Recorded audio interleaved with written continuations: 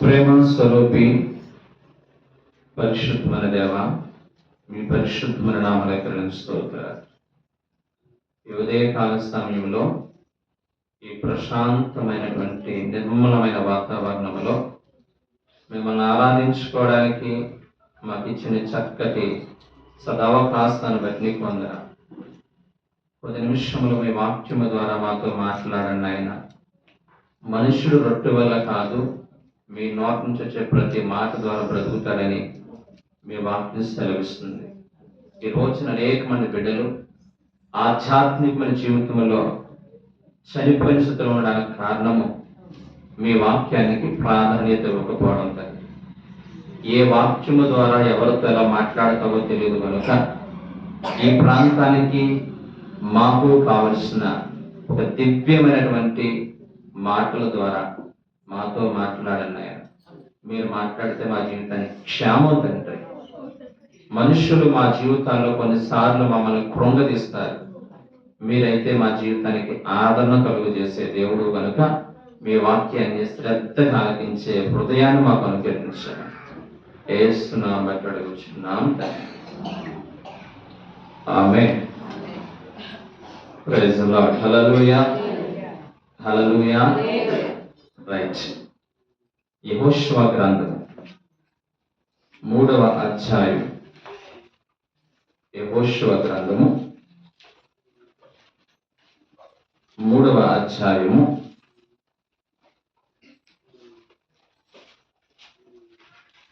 7వ వచనం నేను చదువుతున్నాను, అందరూ కూడా. అప్పుడు యెహోవా యెహోషువతో ఇట్లనెను, నేను మోషేకు తోడయుండునట్లు నీకును తోడయుందునని ఇశ్రాయేలందరూ ఎరుగునట్లు నేడు వారి కన్నుల ఎదుట నిన్ను గొప్ప చేయ మొదలు పెట్టెదను. Praise the Lord. హల్లెలూయా, హల్లెలూయా. దేవుడైన యెహోవా యెహోషువతో స్పష్టంగా మాట్లాడుతున్న మాట, యెహోషువ ఇశ్రాయేలు ప్రజలందరి ఎదుట నేను నిన్ను గొప్ప చేయటం మొదలు పెడతాను అని యెహోషువకి వాగ్దానం ఇచ్చాడు. అసలు యెహోషువ యొక్క పరిస్థితి ఎలా ఉంది అని మనం చూస్తే, మోషే చనిపోయిన తర్వాత మోషే బ్రతుకున్నంత కాలంలో యెహోషువలో నాయకత్వ లక్షణాలు ఉన్నాయని, యెహోషువలో మోషేకి మించినటువంటి ఒక సైన్యాధిపతికి ఉండవలసినటువంటి పరాక్రమ లక్షణాలు యెహోషువలో దాగి ఉన్నాయని దైవ సేవకుడైన మోషే మాత్రమే గుర్తించాడు, దేవాతి దేవుడు గుర్తించాడు. ఇశ్రాయేలు ప్రజలు ఎవరికి కూడా అప్పటి వరకు కూడా యెహోషువ గురించినటువంటి సరైనటువంటి అవగాహన ఎవరికీ లేక, మోషే చనిపోయిన తర్వాత మనం నడిపించే నాయకుడు ఎవరు, మోషే వలె మనల్ని ముందుకు తీసుకెళ్లేటువంటి బలమైనటువంటి నాయకత్వ లక్షణాలు కలిగిన వ్యక్తి ఎవరున్నారు అని చెప్పి ప్రజలందరూ కూడా ఒకరితో ఒకరు మాట్లాడుకున్నటువంటి సందర్భాలు అవి. మరో పక్క ప్రజలందరూ అనుకున్నట్లుగానే యెహోషువ కూడా ఏదో తెలియని దిగులుతో, ఏదో తెలియనటువంటి బాధతో, తాను ఎంతగానో ప్రేమించినటువంటి మోషే చనిపోయినటువంటి దుఃఖముతో 4 గోడల మధ్య పరిమితమైపోయి భయపడుతూ ఉంటున్నాడు. తనలో తాను ఆలోచించుకుంటూ ఉంటున్నాడు, నా యజమానుడైనటువంటి నా యొక్క గురువు గారైనటువంటి మోషే గారు ఈ ప్రజల విషయంలో ఎంతగా నలిగిపోయారో, ఎంతగా విసిగిపోయారో నేను కళ్ళారా చూశాను. ఆయనకున్నటువంటి ఓర్పు, సహనము, ఆయనకున్నటువంటి ధైర్యము నాకెక్కడ ఉంది అని చెప్పి తనలో తాను కృంగిపోతున్నటువంటి దినాలు అవి. అలా ఉన్నటువంటి యెహోషువని దేవుడు పిలిచి, యెహోషువ నువ్వు భయపడద్దు, దిగులు పడద్దు, నిభ్రమ కలిగి ఉండు అని చెప్పి ఆయన ఇచ్చినటువంటి శ్రేష్టమైన వాగ్దానము, నేను నిన్ను ఇశ్రాయేలు ప్రజల ఎదుట గొప్ప చేయటం మొదలు పెట్టెదను. హల్లెలూయా. ఈ భూ ప్రపంచంలో మనుషుల ద్వారా వచ్చేటువంటి గొప్పతనం, మనుషుల ద్వారా వచ్చేటువంటి అధికారం, మనుషుల ద్వారా వచ్చేటువంటి హెచ్చింపు, మనుషుల ద్వారా వచ్చేటువంటి ఘనత అశాశ్వతమైనది, తాత్కాలికమైనది. 5 సంవత్సరాలు, 10 సంవత్సరాలు లేదా 20 సంవత్సరాలు ఉండేటువంటి ఒక తాత్కాలికమైనది మనుషులిచ్చేటువంటి హెచ్చింపు, మనుషులిచ్చేటువంటి గొప్పతనం. మన చరిత్ర మనం చూసినట్లయితే ప్రపంచాన్ని శాసించిన వారు సర్వసాధారణంగా ఎవరు గొప్పవారని ఫీల్ అవుతామంటే ఈ లోకంలో డబ్బు కలిగి, హోదా కలిగి, క్రీడాకారులు లేదా రాజకీయవేత్తలు, అలాంటి వాళ్ళ సెలబ్రిటీస్ అందరినీ కూడా చూసి వాళ్ళ గొప్పవాళ్ళండి, వాళ్ళు చాలా గొప్పవాళ్ళండి, ఆయన మంచి ఆటగాడండి, ఆయన మంచి గొప్ప నాయకుడండి అని చెప్పి ఈ లోకంలో సెలబ్రిటీస్ గా పిలువబడుతున్న వాళ్ళని గురించి మనం తరచుగా వింటాం. ఇంకా చెప్పాలంటే తరచుగా వాళ్ళ కోసం చదువుతాం. తరచుగా కొంతమంది అయితే కనుక వాళ్ళని అనుసరిస్తూ ఉంటారు. మా నాయకుడు ఎలా ఉన్నాడు, మేము అలాగా ఆయన అనుకరించాలి, ఆ సెలబ్రిటీ ఎలా ఉంది, మా యొక్క స్టైల్ కూడా అలా ఉండాలని చెప్పి అనేక మంది వారిని అనుకరిస్తూ ఉంటారు, వారిని అనుసరిస్తూ ఉంటారు. అది శాశ్వతం అని చెప్పి మనం గ్యారంటీ ఇవ్వలేము. ఈ రోజు మనం చూసినట్లయితే ప్రపంచంలో ఒక గొప్ప సెలబ్రిటీగా పిలువబడినటువంటి మైకేల్ జాన్సన్ ప్రపంచానంతటా ఉర్రూతలూగించేవాడు. అనేక మంది ఆయనలాగా ఉండాలి, ఆయనలాగా క్రాఫ్ ఉండాలి, ఆయనలాగా డాన్స్ చేయాలి, ఆయనలాగా వస్త్రధారణ కలిగి ఉండాలని చెప్పి ప్రపంచ యువత ఆయన్ని వెంబడిస్తూ ఉండేది. కొంతకాలం అయిన తర్వాత నిండు యవన దశలో అతను చనిపోయేటప్పుడు ఆ వ్యక్తి అన్నమాట, ప్రపంచమంతా నా వెంటున్నది అనుకున్నాను, ఈ రోజు నేను చనిపోయే ముందు ఐఎమ్ ఎలోన్, నేను ఒక్కడగా ఉన్నాను, నేను ఒంటరిగా ఉన్నాను అని చెప్పి ఒక గొప్ప సెలబ్రిటీ తన జీవిత అంతములో ఆయన మాట్లాడిన మాట, ఐఎమ్ ఎలోన్, నేను ఒంటరివాడిగా వెళ్ళిపోతున్నా, ప్రపంచం అంతా కూడా వెనకాల ఉంది, నేను గొప్ప సెలబ్రిటీని అనుకున్నాను, కానీ ఇది అశాశ్వతమైన సంగతిని నేను గుర్తించలేకపోయానని చెప్పి మైకేల్ జాన్సన్ చెప్తూ ఉంటాడు.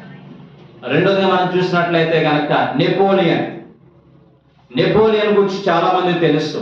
ఫ్రెంచ్ విప్లవకారుడు.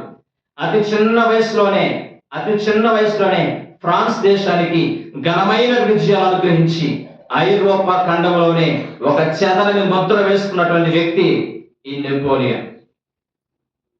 ఇంచుమించుగా 14-15 సంవత్సరాల పాటు అచంచలమైన విజయాలు అందించిన వ్యక్తి ఈ నెపోలియన్. అలాంటి నెపోలియన్ ఇంకా సాధించాలి, ఇంకా పేరు సంపాదించాలి, ఇంకా గొప్పవాడిని అవ్వాలనేటువంటి ప్రయత్నంలో రష్యా మీద యుద్ధానికి వెళ్తూ సరైనటువంటి ఆలోచన విధానం లేకుండా నేను సాధిస్తాను అనేటువంటి ఒక రకమైనటువంటి ఓవర్ కాన్ఫిడెన్స్ అంటారు దాన్ని, ఆ విధముగా యుద్ధానికి వెళ్ళాడు. ఆ యుద్ధంలో అనేక మంది సైనికుల్ని కోల్పోవలసిన పరిస్థితి వచ్చింది. ఓడిపోయాడు. ఓడిపోయినటువంటి ఈ వ్యక్తిని అదే ప్రజలు తృణీకరించినట్లుగా మనం చూడగలుగుతున్నాం. నెపోలియన్ నువ్వంటే అనేక మంది పడి చచ్చేవారు. అనేక మంది ఐరోపా ఖండం అంతా కూడా నిన్ను గురించి పదే మాట్లాడుకునేవారు. 14-15 సంవత్సరాల తర్వాత ఈరోజు నీ పరిస్థితి ఎలా ఉంది? ఒంటరి. గొప్పతనం అంతా కూడా ఆఘాతంలోకి వెళ్ళిపోయింది. ఈ రోజున మచ్చికి మాత్రం చెప్పాలి, ప్రపంచంలో జరుగుతున్నటువంటి ప్రతి పరిణామాన్ని చూసినట్లయితే ఏ మనుషులైతే కనుక నువ్వు గొప్పవాడు అంటారో అదే మనుషుల చేత నువ్వు తృణీకరించబడేటువంటి రోజులు కూడా అతి శీఘ్రంగా ఉంటాయనే విషయాన్ని ప్రతి ఒక్కరికి తెలుసు. ఈ రోజున వాక్యం ప్రేమిటారా, నీకు నీ జీవితంలో నువ్వు కలిగి ఉన్నటువంటి గొప్ప హోదాలు లేకపోవచ్చు, నువ్వు సెలబ్రిటీ కాకపోవచ్చు, నీవు భయంతో బ్రతికుండవచ్చు. నేనెంత, నా బ్రతుకెంత అని చెప్పి నీలో నీవు కృంగిపోతూ ఇక్కడ కూర్చుని ఉండవచ్చు. ఆ రోజు యెహోషువతో దేవుడు ఏ వాగ్దానం చేశాడో, నేను నిన్ను గొప్ప చేయడం మొదలు పెడతానని ఏ వాగ్దానం చేసి యెహోషువని గొప్పవాడు చేశాడో, అదే ఇశ్రాయేలు ప్రజల ఎదుట ఇశ్రాయేలు ప్రజలందరూ కూడా యెహోషువతో అంటున్న మాట అంటే తెలుసా? మేము మోషేకి భయపడినట్లుగా, మోషేని గౌరవించినట్లుగా నీ నాయకత్వం కింద నిన్ను గౌరవిస్తాము, నీకు లోబడి ఉంటామని చెప్పి ఇశ్రాయేలు ప్రజలందరి ఎదుట కూడా దేవాతి దేవుడి యెహోషువను గణపరుస్తాను, గొప్పవాడిగా చేస్తున్న వాగ్దానాన్ని అతి శీఘ్రంగానే దేవుడు నెరవేర్చాడు. యెహోషువనే కాదండి, బైబిల్ గ్రంథంలో మనం చూసినట్లయితే ఆదికాండము 24వ అధ్యాయము 35వ వచనంలో, 24వ అధ్యాయం 35వ వచనం ఇలా రాయబడి ఉంటుంది. ఎలియాజరు లాబానుతో మాట్లాడుతూ ఉంటాడు. అయ్యా లాబాను, నా యజమాని గురించి మీకు తెలుసు కదా, మా యజమానుడైన అబ్రహాముకి ఆయన దేవుడు యెహోవా తోడై ఉన్నందున, అతనిని ఆశీర్వదించినందున అతని మిక్కిలి గొప్పవాడయ్యాను అని అంటారండి. అబ్రహాముని దేవుడు ఆశీర్వదించిన కారణాలను బట్టి, అబ్రహాముని దేవుడు దీవించిన కారణాలను బట్టి అతడు మిక్కిలి గొప్పవాడయ్యాడు. ఆ గొప్పతనము, ఆ ప్రభావము ఎన్నటన్నిటికీ ఉన్నదే తప్ప కొంతకాలం ఉండి తర్వాత కూలిపోయినటువంటి ఈ లోక సంబంధమైన అధికారం లాంటిది కాదు. దేవుడిచ్చిన గొప్పతనము ఎప్పటికీ నిలిచి ఉన్నది అబ్రహాము పట్ల. రెండోదిగా ఆదికాండం 26వ అధ్యాయం 13వ వచనం మనం చూసినట్లయితే ఇస్సాకును గూర్చి రాయబడిన మాట. ఇస్సాకు ఆ కాలమందు, ఆ సంవత్సరణ విత్తనం వేసి 100 ఫలం పొందాడు. అతడు క్రమక్రమంగా అభివృద్ధి చెందుతూ గొప్పవాడాయను అనే మాట ఉంటుందండి. ఇస్సాకును దేవుడు గొప్పగా ఆశీర్వదించినట్లుగా మనం చూడగలుగుతాం. అలాగే మనందరికీ తెలిసినటువంటి యోసేపు గురించి మనందరూ కూడా తెలుసు. యోసేపు ఎన్నో కష్టాలు, బాధలు, అవమానాలు, నిందలు పడి నా బ్రతుకేంటి, నా జీవితం ఏంటి, నాకు ఇక్కడ ఎవరున్నారు, నన్ను గురించి మాట్లాడే వాళ్ళు కొని, నన్ను గూర్చి పట్టించుకునే వాళ్ళు కానీ ఎవరున్నారని చెప్పి దేశం కాని దేశంలో 4 గోడల మధ్య కృంగిపోతున్నటువంటి ఈ యొక్క యోసేపుని దేవుడు చూచి అతను కలిగి ఉన్నటువంటి యథార్థతను బట్టి, అతను కలిగి ఉన్న పరిశుద్ధతను బట్టి దేవాతి దేవుడు యోసేపుని గొప్పవాడిగా దీవించాడు. ఈ గొప్పతనాన్ని బట్టి ఈ యొక్క యోసేపు ఏం చేస్తాడో తెలుసా? నా బ్రతుకులో నేను అనుభవించిన బాధలన్నీ కూడా పదే పదే జ్ఞాపకం చేసుకుని దేవుడిచ్చిన ఈ ఆశీర్వాదాన్ని, దేవుడిచ్చిన ఘనతని నేను కోల్పోకూడదు, నేను నా జీవితంలో కోల్పోకూడదు అనేటువంటి ఆలోచనతో ఆ వెనకటి బాధలన్నీ మర్చిపోయినట్లుగా తన కొడుకు ఏమని పేరు పెట్టాడండి? మనష్షే అని పేరు పెట్టాడు. అంటే నాకున్న బాధలన్నీ కూడా సమాధిలో, నాకున్న బాధలన్నింటినీ విడిచిపెట్టి ఇప్పుడు దేవుడు నాకు ఎంత ఘనత ఇచ్చాడు, ఇప్పుడు నా దేవుడు నన్ను ఎలా హెచ్చించాడు, ఇప్పుడు దేశం కాని దేశంలో బానిసత్వ బ్రతుకు నుంచి ఈ దేశంలోనే యోసేపు తెలియదు అన్నటువంటి వ్యక్తిగా నన్ను దేవుడు ఏ విధంగా ఆశీర్వదించాడు. ఇది దేవుడిచ్చిన ఘనత, ఇది దేవుడిచ్చినటువంటి గొప్పతనం, ఇది దేవుడు హెచ్చించిన విధానము అని చెప్పి ఈ యొక్క యోసేపు వెనకటి అనుభవాలన్నింటినీ కూడా జ్ఞాపకం చేసుకుని దేవుడిచ్చిన ఈ ఆనందకరమైన జీవితాన్ని కోల్పోతాడనే భయముతో వాటన్నిటిని మర్చిపోవాలని వెనకటి ఉన్నటువంటి అన్నింటినీ కూడా ఏమని పేరు పెట్టాడని కొడుక్కి? మనష్షే. మర్చిపోవాలి, వెనకటి దాన్ని మర్చిపోవాలి. ఇప్పుడు దేవుడు ఏ విధంగా నన్ను ఆశీర్వదించాడో ఆ ఆశీర్వాదాలు బట్టి ఆనందించాలని చెప్పి ఈ యొక్క యోసేపు తన జీవితంలో ఒక ఉన్నతమైన నిర్ణయాన్ని తీసుకున్నాడు. అంతేకాకుండా దేవుని కొరకు నమ్మకంగా బ్రతికినటువంటి బబులోను దేశంలో దానియేలుని ప్రతికూలమైనటువంటి ఆ సింహ బోన్లో నుంచి కూడా దేవుడు గొప్పవాడిగా ఆశీర్వదించాడు. హల్లెలూయా.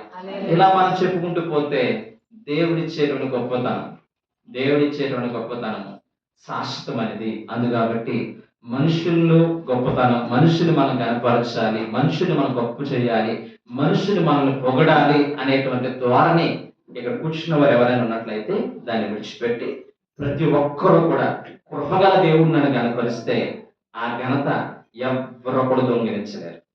కృపగల దేవుడు నన్ను హెచ్చిస్తే నాకు నేనుగా ఘనతను పాడు చేసుకుంటే తప్ప ఎవ్వరూ కూడా ఘనతలోంచి నన్ను పడవేయలేరనే విశ్వాసంతో ప్రతి ఒక్కరు కూడా ముందుకు సాగాలని ప్రభువు విజ్ఞాపన చేస్తూ ఉన్నారు. ఇందాక నుంచి గొప్పవాడయ్యాడు నేను గొప్ప చేస్తానని యెహోషువతో దేవుడు మాట్లాడాడు. అసలు యెహోషువలో దేవుడికి నచ్చినటువంటి కొన్ని విలువైనటువంటి అనుభవాలు ఈ ఉదయకాల సమయంలో మనం జ్ఞాపకం చేసుకుందాం. ఇశ్రాయేలు ప్రజలందరి ఎదుట యెహోషువని దేవుడు గొప్ప చేయడానికి కారణాల్లో మొట్టమొదటి కారణము అతనిలో ఉన్నటువంటి విధేయత. ఏంటండి? విధేయత. నేను చదువుకున్నాను యెహోషువ గ్రంథము 11వ అధ్యాయము. యెహోషువ గ్రంథము 11వ అధ్యాయము 15వ వచనాన్ని నేను చదువుతున్నాను. అందరూ కూడా చూడండి. 11వ వచనం 15వ వచనం. యెహోవా తన సేవకుడైన మోషేకు ఆజ్ఞాపించినట్లు మోషే యెహోషువకు ఆజ్ఞాపించెను. యెహోషువ అలాగునే చేసెను. యెహోవా మోషేకు ఆజ్ఞాపించిన వాటన్నిటిలో ఒక్కటైనను అతడు చేయక విడవలేదు. దీన్ని ఏమంటారండి? విధేయత. విధేయత అంటే కనుక చెప్పింది చెప్పినట్లుగా చేయడం విధేయత, చెప్పింది చెప్పినట్లుగా చేయకపోవడము అవిధేయత. యెహోషువలో దేవుడు చూసిన మొట్టమొదటి దివ్యమైన లక్షణం తెలుసా? విధేయత. ఎంత విధేయుడిగా బ్రతికాడంటే మోషే తర్వాత నాయకత్వాన్ని మరెవ్వరికి ఇవ్వడానికి ఇష్టపడకుండా దేవుని యొక్క ప్రేరేపణ బట్టి దేవుని ఆలోచన చెప్పున ఈ యొక్క యెహోషువకే మోషే నాయకత్వ బాధ్యతలు అప్పగించడానికి కారణం తెలుసా? యెహోషువలో దేవుడు ఏం చూశాడో తెలుసా? పుష్కలముగా విధేయత చూపించాడు. చెప్పిన పని చెప్పినట్లుగా చేసే వ్యక్తి, చెప్పింది చెప్పినట్లుగా ప్రవర్తించేటువంటి వ్యక్తి యెహోషువ. కాబట్టి యెహోషువకి నాయకత్వపు లక్షణాలు ఉన్నాయి అని చెప్పి దేవుడే గుర్తించినట్లుగా మనం చూడగలుగుతున్నాం. హల్లెలూయా. నిర్గమకాండ 33వ అధ్యాయం 11వ వచనం ఏమంటో తెలుసా? మోషే సీనాయి పర్వతం మీద ప్రార్థన చేయడానికి వెళ్తే, దేవునితో ముఖాముఖిగా మాట్లాడడానికి వెళ్తే ప్రజలందరూ కూడా ఇష్టానుసారంగా బ్రతుకుచూ ఉన్నారు.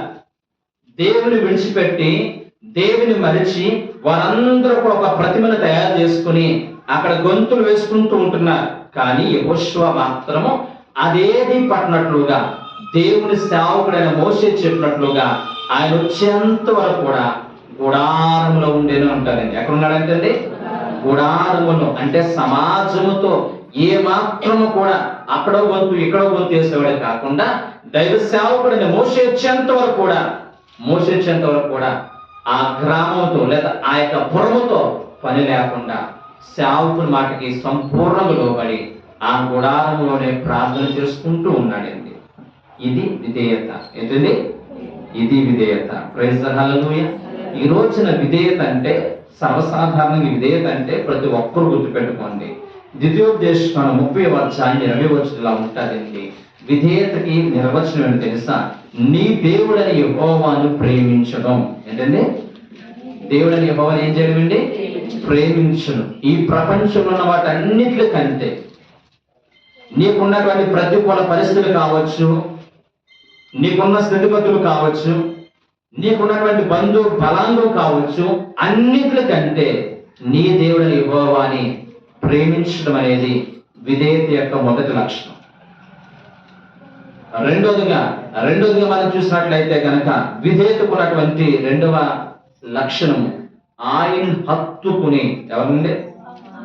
ప్రభుని హత్తుకుని బ్రతకడము. మూడవదిగా ఆయన వాక్యాన్ని విని.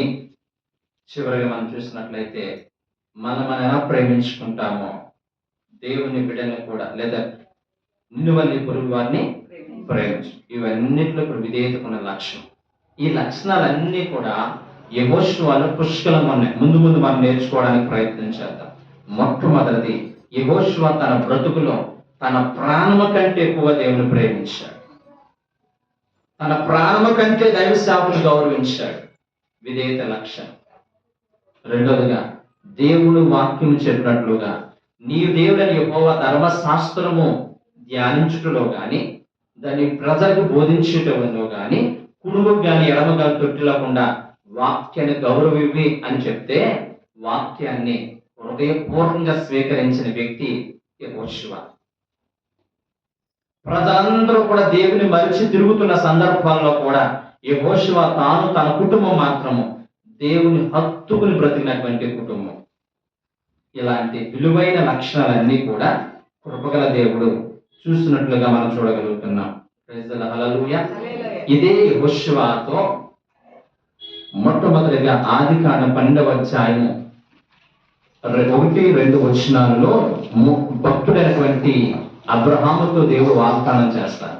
నేను నిన్ను గొప్ప జనముగా చేస్తాను. ఏమని వాగ్దానం చేస్తాడండి? నేను నిన్ను గొప్ప జనముగా చేస్తానని వాగ్దానం చేస్తాడు. ఆయన వాగ్దానం చేసినట్లుగానే యెహోషువ గ్రంథం 13-22 అధ్యాయాలు మనం చూసినట్లయితే ఇశ్రాయేలు ప్రజలని ఒక ఉన్నతమైనటువంటి దేశముగా, ఒక జాతిగా, ఒక ప్రాంతముగా దేవుడు ఆశీర్వదించి యెహోషువని ద్వారా ఇశ్రాయేలు ప్రజలందరినీ కూడా ఒక రాజ్యముగా, ఒక దేశముగా, ఈ 12 గోత్రాలన్నీ కూడా ఇశ్రాయేలు దేశముగా ఆవిర్భవించడానికి ఆ రోజున భక్తుడైనటువంటి అబ్రహాము దేవునికి విధేయత కలిగి తన స్వజనుల్ని, తన బంధువుల్ని, తన కుటుంబస్తుల్ని సమస్తాన్ని విడిచిపెట్టి దేవుడైన యెహోవాను వెంబడించి ఆయన వెంబడి వచ్చినటువంటి యొక్క అబ్రహాముని దేవుడు జ్ఞాపకం చేసుకుని, నీవు నాకు విధేయుడయ్యావు కాబట్టి నేను గొప్ప జనముగా చేస్తానని ఈ యొక్క అబ్రహాముకు దేవుడు ఇచ్చిన వాగ్దానాన్ని యెహోషువ గ్రంథము 13వ అధ్యాయం నుంచి 22వ అధ్యాయం వరకు చూసినట్లయితే దేవుడు ఇశ్రాయేలు ప్రజల్ని గొప్ప జనముగా మార్చాడు. అక్కడ ఇచ్చిన వాగ్దానాన్ని ఈ కాలంలో దేవుడు ఏం చేస్తాడండి? నెరవేర్చాడు. ఇవన్నిటికి కారణం దేవుడు మనం గొప్పగా ఆశీర్వదించాలంటే మనకి ఏముండాలండి? విధేయత. ఏముండాలండి? విధేయత. రెండోదిగా యెహోషువ మోషేకి మిక్కిలి నమ్మకస్తుడు. అంటే నమ్మకస్తుడు. ఎంతో మంది మోషే వెంబడి వెళ్ళారు, మోషే నాయకత్వం కింద ఉన్నారు. కానీ యెహోషువ ఒక ప్రత్యేకమైన వాడు. ఎందుకో తెలుసా? నమ్మకస్తుడు. ఎవరండి? నమ్మకస్తుడు. నమ్మకమైన వానికి మెండైన దేవుడు కలుగుతాయి.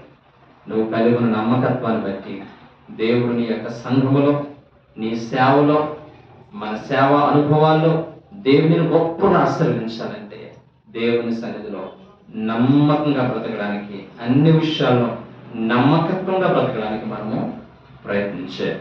మూడవదిగా ఈ యొక్క యెహోషువలో దేవుడు చూసిన మరొక లక్షణం దీనత్వం. ఏంటంటే దీనత్వం. ఏమున్నదండి యెహోషువలో? దీనత్వం గల మనస్సు.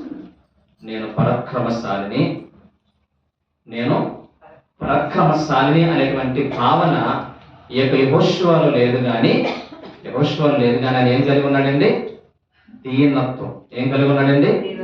దీనత్వం కలిగి ఉన్నాడు. కాబట్టి ప్రతి ఒక్కరూ కూడా దేవుని సన్నిధిలో నేను దేవుడు గొప్పగా ఆశీర్వదించాలంటే దీన మనస్సు గల వారిని దేవుడు ఏం చేస్తాడండి? తగిన సమయం దేవుడు ఏం చేస్తాడు? హెచ్చిస్తాడు.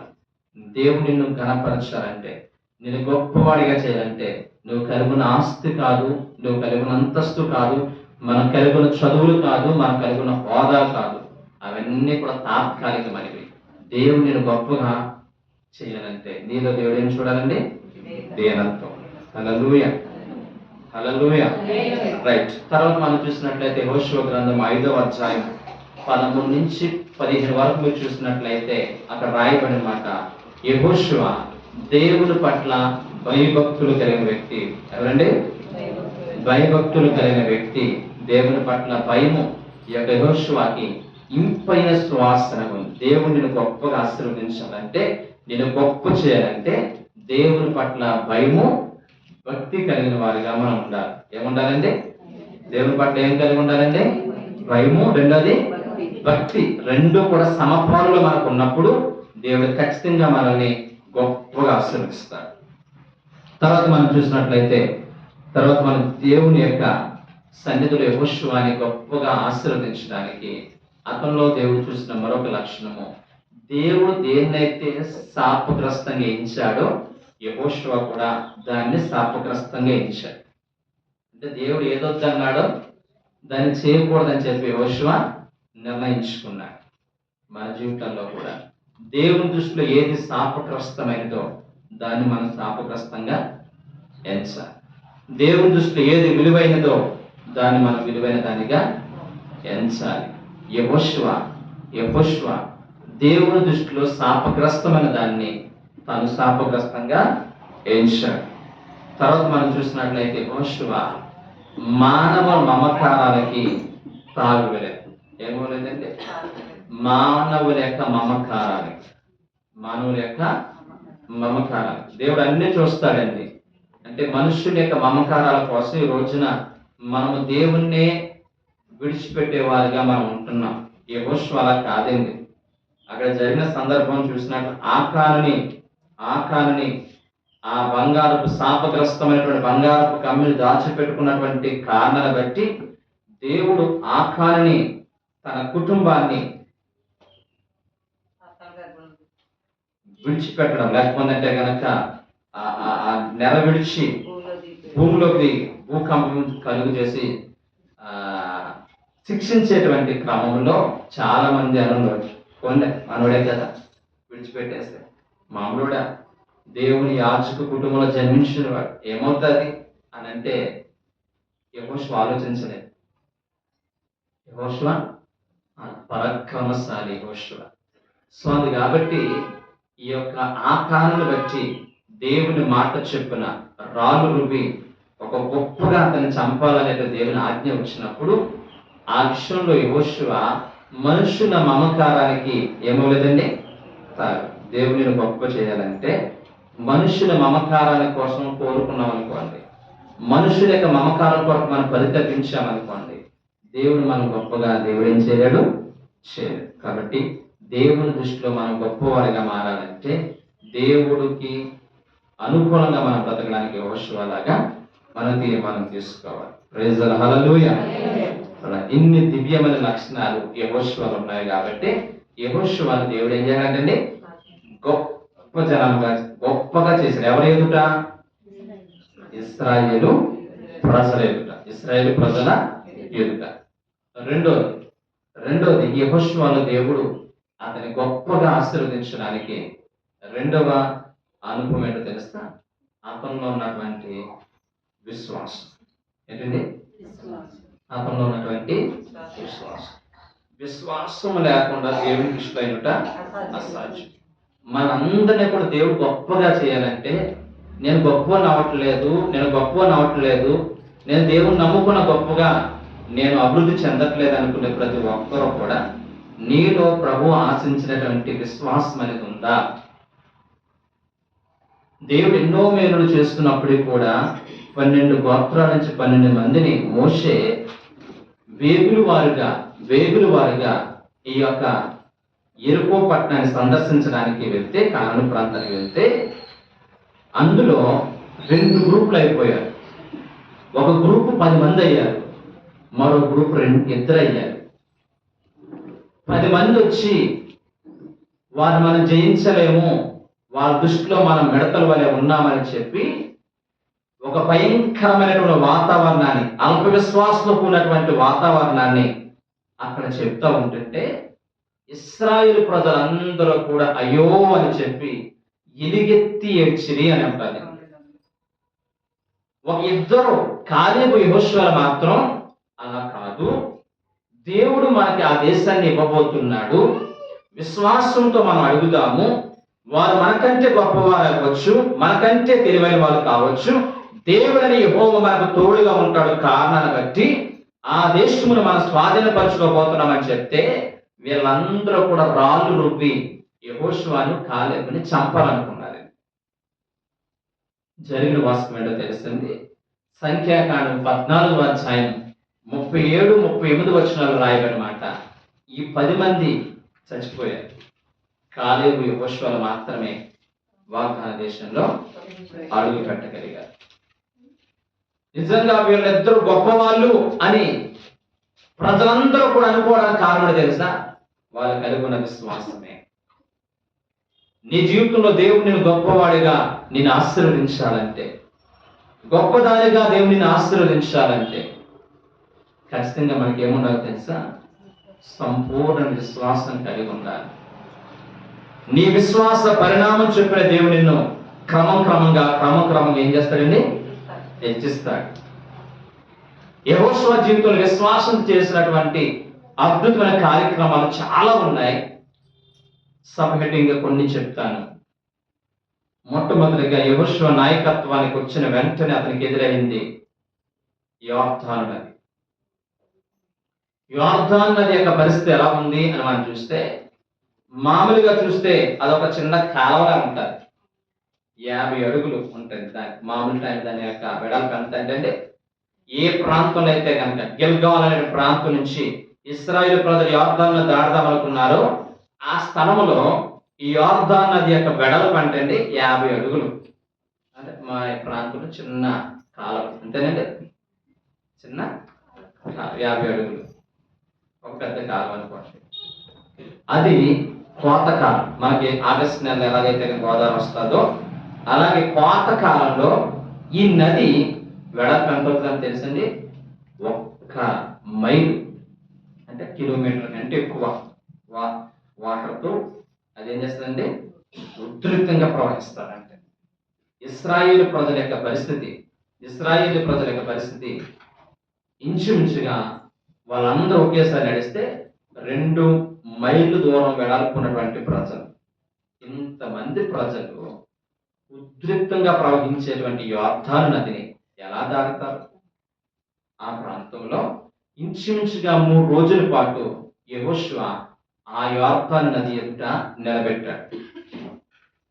ప్రజలందరిలో కూడా అల్పవిశ్వాసం, ప్రజలందరిలో కూడా ఒక తెలియని భయం.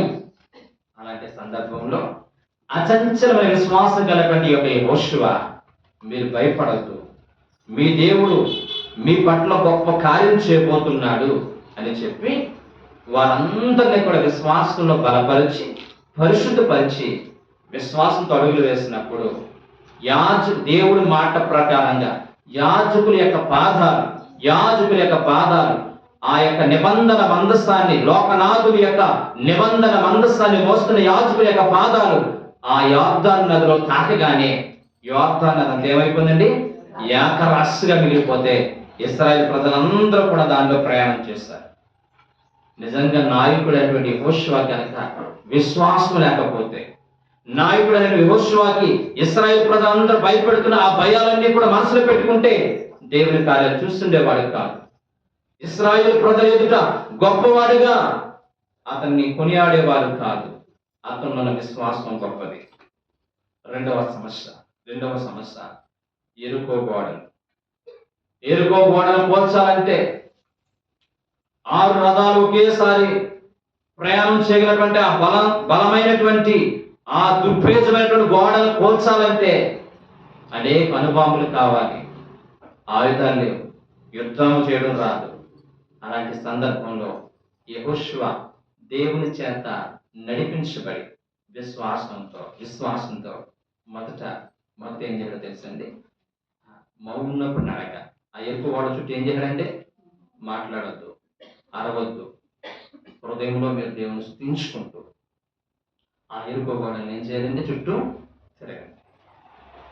అలా 6 రోజులు పాటు చేశారు. 6 రోజులు కూడా విశ్వాసపు నడక. మొదటి ఏముందంటే అతనిలో మౌనంగా నడిచాడు. రెండోది విశ్వాసంతో. 2వ రోజు అయిపోతుంది, ఇంకా కోల్లేదు. 3వ రోజు అయిపోతుంది, కోల్లేదు. 5వ రోజు వచ్చింది, కోల్లేదు. 6వ రోజు వచ్చింది, కోల్లేదు. ఏంటి యెహోషువ పిచ్చి పట్టిందని ప్రజలందరూ అనుకోవచ్చు, ప్రజలందరూ గుసగుసలు మాట్లాడుకుండవచ్చు. కానీ యెహోషువలో మాత్రం అచంచల విశ్వాసం ఉంది. 6 రోజుల విశ్వాసంతో నడిచాడు. 7వ రోజున స్తుతి నడక. 7వ రోజున దేవుడు చెప్పినట్టుగా స్తుతి చేసుకుంటూ నడిచాడు. అలా స్తుతి చేసుకుంటూ నడుస్తున్నటువంటి బోర్లందరూ, యాజకులందరూ బోర్లు ఊదుతూ ఉంటుంటే ఆ ఎరుపు గోడలన్నీ కూడా కూలిపోయినట్లుగా చరిత్ర మనకు తెలియజేస్తుంది. ఇవన్నీ చేయాలంటే యెహోషువకి ఏముండాలండి? విశ్వాసం. నీ జీవితంలో కూడా నువ్వు కలిగి ఉన్న సమస్యలు, నువ్వు కలిగి ఉన్న అనారోగ్యం, నువ్వు కలిగి ఉన్న అప్పులు, మనం కలిగి ఉన్నటువంటి ప్రతికూల పరిస్థితులు ఎరుకో గోడల వలె నేను భయపెడుతూ ఉన్నాయా? ఆధైర్యపడవద్దు. కృపగల దేవుని సన్నిధిలో మౌనంగా సాగిపో, విశ్వాసంతో సాగిపో, స్తుతి చేసుకుంటూ సాగిపో. నీకున్నటువంటి ప్రతి విధమైన అడ్డుగోడలన్నింటినీ కూడా కృపగల దేవుడు సంపూర్ణంగా కూర్చునిగాక. ఆమేన్. హల్లెలూయా, హల్లెలూయా. రైట్. తర్వాత యెహోషువ గొప్పవాడు అవడానికి కారణం, హాయి ప్రాంతం మీదకి యుద్ధానికి వెళ్ళాడు. 3000 మంది సరిపోతారని వెళ్ళారు, ఓడిపోయారు. జరిగిన చరిత్ర అంతా మనకు తెలుసు. అలాంటి సమయంలో ఎవరినో నిందించడం, ఎవరెవరినో నిందించడం, ఇలా పాడైపోవడానికి, ఇలా నాశనం అయిపోవడానికి కారణం వాడు వాడు వాడు అనడం కంటే తన బట్టలు చింపుకొని ప్రభు సన్నిధిలో కన్నీటి ప్రార్థన చేసినట్లుగా మనం చూడగలుగుతున్నాం. తను స్వపరిచేసుకున్నట్లుగా మనం చూడగలుగుతున్నాం. ఈ రోజున సమస్య కారణం ఎవరిని వెతకొద్దు. నీ కుటుంబ సమస్య కారణం ఎవరిని నిందించే ప్రయత్నం చేయొద్దు. మనం నిందించుకోవాలి. ఈ రోజున ఈ హాయి ప్రాంతం మీద ఇశ్రాయేలు ప్రజలు ఓడిపోవడానికి ఆకాను ఒక్కడే అని చెప్పి యెహోషువ తప్పించుకునే ప్రయత్నం చేయలేదు. కానీ ఈ సమస్య కారణం నా తప్పిదం కావచ్చు అనేటువంటి ఒక ఆలోచనతో యెహోషువ తన్ను తాను స్వపరి చేసుకున్నాడు. ఇలాంటి లక్షణాలు నీలో ఉన్నాయా? ఇలాంటి అనుభవాలు నీలో నాలో ఉన్నాయా? ఖచ్చితంగా నీ కుటుంబంలో నువ్వు ఎన్నికలేని దానివి కావచ్చు, సమాజంలో నీకు ఉన్నటువంటి ప్రతికూల పరిస్థితిని బట్టి నువ్వు ఎన్నికలేని దానికి కావచ్చు. కానీ నీలో కనుక ఇలాంటి లక్షణాలు ఉన్నట్లయితే డబ్బు కంటే, నువ్వు కలిగిన హోదాల కంటే, నువ్వు కలిగిన అంతస్తుల కంటే కృపగల దేవుని సన్నిధిలో ఇలాంటి లక్షణాలు కలిగి ఉన్నట్లయితే నేను దేవుడు గొప్పగా ఆశీర్వదిస్తాడు. హల్లెలూయా, హల్లెలూయా, హల్లెలూయా. నేను గొప్ప చేయడం మొదలు పెడతా ఉంటాడు. మూడవదిగా మనం చూస్తే మాటను చెప్పి నేను ముగిస్తాను. మూడవదిగా యెహోషువ ప్రజలందరూ కూడా దేవుడు చేసిన మేలును మరిచి, దేవుడు చేసిన ఆశ్చర్యకార్యాలను మరిచి, నది అద్దరు ఉన్నటువంటి అనేకమైన దైవములకి వాళ్ళ ఇష్టానుసారంగా దేవుని మరిచి బ్రతుకుతూ, ఆ కృపగల దేవుని యొక్క నిబంధనలన్నీ కూడా వాళ్ళు విస్మరించి బ్రతుకుతూ ఉన్నారు. ఎవరికి నచ్చిన మార్గం నడుస్తున్నాడు, ఎవరికి మెచ్చిన మార్గం నడుస్తున్నాడు, దేవుడిచ్చిన ఆశీర్వాదాలు అనుభవిస్తూ కూడా కృతజ్ఞతను కోరుకుంటూ బ్రతుకుతున్నారు.